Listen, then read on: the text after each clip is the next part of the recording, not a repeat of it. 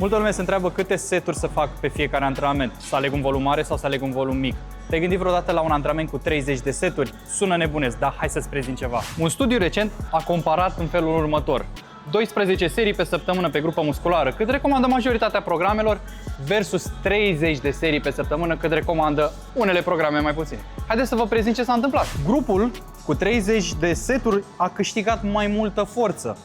A se sublinia, totul a fost pe deficit caloric, între 15 și 27% creștere în volumul total ridicat. Dar ce s-a întâmplat cu grupul cu 12 seturi? Ei bine, grupul cu 12 seturi a crescut doar între 7 și 14%.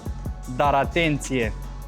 Asta nu înseamnă că trebuie să o iei razna dintr-o dată. Asta nu înseamnă că trebuie să începi dintr-o dată să faci 30 de seturi. Nu! Va trebui să lucrezi constant, să adaugi volum treptat. Dar asta depinde foarte mult și de stadiul în care te afli. Dacă ești o persoană antrenată, poate mai ai loc de volum. Dar dacă ești la început, în niciun caz să treci direct la 30 de seturi. Asta te va conduce către accidentări și progresul tău se va opri. Așadar, evaluează-ți stadiul întâi, după care adaugă volum dacă este cazul.